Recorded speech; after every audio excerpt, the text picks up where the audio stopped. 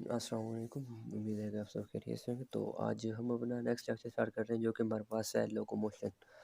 तो बेसिकली हम जानते हैं कि मतलब लोकोमोशन क्या है कि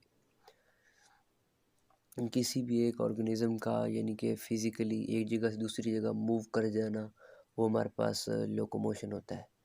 तो जो लोकोमोशन है ये हमारे पास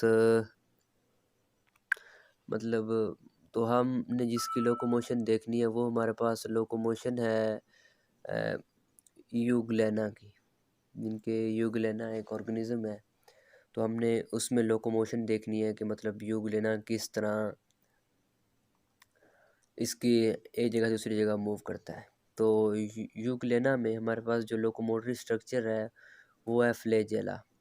तो फ्लैजेला क्या होता है कि बॉडी से बाहर की तरफ एक स्ट्रक्चर होता है जो कि मूवमेंट में हेल्प करता है, ये उसकी मदद से मूव करता है। तो फ्लैजेला क्या होता है कि वो कह रहा है कि जैसे फ्लैजेला जो है वो वाइड यानी कि फ्लैजेला बैकवर्ड मूव करता है, जैसे कश्ती के चप्पू होते हैं। तो मतलब जैसे वो बैकवर्ड मूव करते हैं तो कश्ती फॉरवर्ड मूव करती है, इसी तरह ये भी सेम टू सेम इस तरह है। तो जिसकी वजह से जब वो फ्लैजेला को बैकवर्ड वाइप किया जाता है तो ऑर्गेनिज्म फॉरवर्ड मूव कर जाता है। और लेकिन वो कह रहा है कि जब फ्लैजेला को हम फॉरवर्ड मूव करते हैं तो यूग्लेना बैकवर्ड मूव नहीं करता। ऐसा जिस तरह कश्ती में जब होता है कि वो क्या करते हैं कि जब उन्होंने कश्ती को आगे करना होता है तो वो चप्पू पानी के अंदर चलाते हैं, लेकिन फिर वो चप्पू उठा लेते हैं और फिर दोबारा पानी के अंदर ले आते हैं। इसी तरह यूग्लेना भी क्या करता है कि पहली दफ़ा जब उसने फ्लैजेला को बैकवर्ड मूव करना है तो ऑर्गेनिज्म फॉरवर्ड मूव करेगा, लेकिन वो जब अब फ्लैजेला भी तो आगे लेके आना है तो वो फ्लैजेला को फिर क्लोज करके आगे लेके आते हैं। तो वो कह रहा है कि जो लोकोमोटरी फ्लैजेला होता है वो इंटीरियर एंड पे होता है, जो कि बॉडी को हमारे पास फॉरवर्ड पुल करता है। तो जो वेव्स ऑफ एक्टिविटी है वो जनरेटेड बाय फ्लैजेला। तो जो इसकी जो इनके एक्टिविटी के लिए जो हमारे पास वेव होती है वो फ्लैजेला खुद जनरेट करता है और ये पास करती है स्पायरल फैशन में इनके बेस टू इट्स टिप, यानी कि बेस से लेकर आगे टिप की तरफ ये वेव जाती है। तो ये क्या करते हैं, ये एम्पलीट्यूड एंड वेलोसिटी, ये मतलब एम्पलीट्यूड और वेलोसिटी दोनों फिजिक्स की टर्म्स हैं तो ये उनको चीज़ कर देते हैं। और ये जो एक्टिविटी होती है ये इससे मतलब फ्लैजेला फॉरवर्ड मूव करता है और यूग्लेना फॉरवर्ड मूव करता है। और जो यूग्लेना है वो अपनी डायरेक्शन भी चेंज कर सकता है। तो जो कि हमारे पास इसमें इसकी डायरेक्शन को कंट्रोल करने के लिए यूग्लेना की डायरेक्शन को मतलब यानी कि अगर उसने आगे फॉरवर्ड मूव करना है तो वो तो हमारे पास फ्लैजेला होते हैं, लेकिन ये जो मैनीमीन्स हैं ये क्या करते हैं कि ये डायरेक्शन को कंट्रोल करते हैं। एमसीक्यूज़ के लिए भी इम्पोर्टेंट है।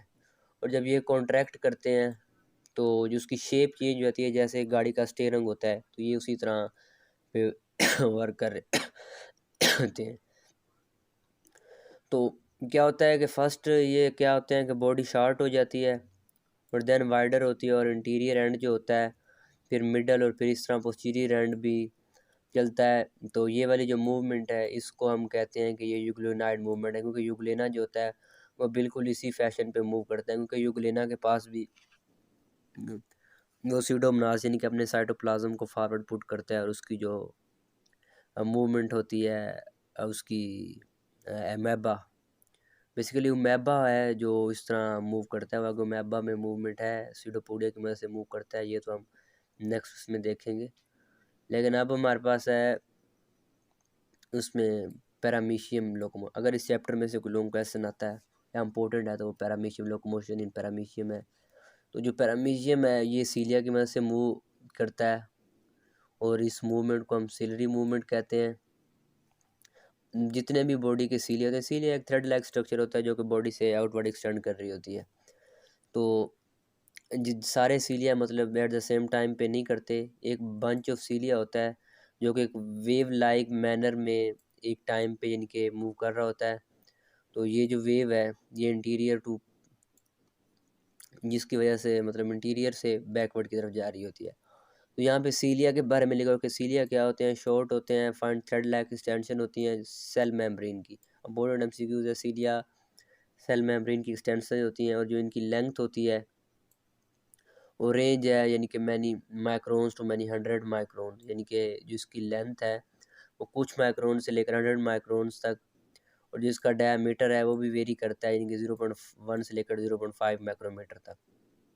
जो एक सीलियम होता है वो 9 पेरिफेरल डबल फिब्रिल्स पर मुश्तमिल होता है, और जिसकी वजह से उसकी 8 शेप्ड फिगर होती है, यानी कि 8 सेंटर में होते हैं, मतलब 8 शेप्ड उसकी फिगर होती है, जिसमें 2 सेंट्रल स्मॉलर फिब्रल होते हैं और बाकी उसके इर्द गिर्द रेंज हुए होते हैं। तो जितने भी फिब्रिल्स हैं ये लॉन्गिट्यूडनली रन कर रहे होते हैं थ्रू द सीलियम में, और ये कवर करते हैं, ये मतलब कवर होते हैं मेम्ब्रेन की एक्सटेंशन।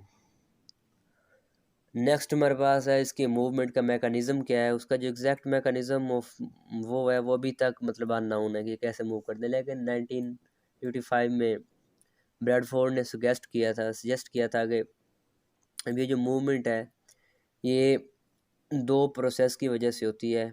तो फर्स्ट जो प्रोसेस है उसको इफेक्टिव स्ट्रोक कहते हैं और दूसरे को कहते हैं रिकवरी स्ट्रोक। ये होते कैसे हैं, इंपॉर्टेंट शॉर्ट क्वेश्चन भी आएगा, difference between effective stroke and recovery stroke. तो वो कह रहा है कि हमारे पास क्योंकि 9 होते हैं ना सीलिया का एक बंच, तो उसमें 5 जो होते हैं वो कॉन्ट्रैक्ट करते हैं, और जिसकी वजह से मतलब स्लाइड सिमल्टेनियसली कर जाते हैं। इसकी वजह से सीलिया क्या हो जाता है, बेंड हो जाते हैं और शॉर्ट हो जाते हैं, इसको हम कहते हैं इफेक्टिव स्ट्रोक। दूसरा है रिकवरी स्ट्रोक, जो 4 सीलिया रह गए हैं देन वो कॉन्ट्रैक्ट करते हैं इसकी मदद से, और वो दोबारा स्ट्रेट हो जाता है। और मतलब होता क्या है कि जो पहले 5 हैं उन्होंने मूवमेंट करवानी और बाकी वाले 4 ने उसको रिकवर यानी कि सीलिया को फिर आगे लेके आना है, क्योंकि ये इफेक्टिव स्ट्रोक और रिकवरी स्ट्रोक है। तो इस बेंडिंग को सब कुछ करने के लिए हमारे पास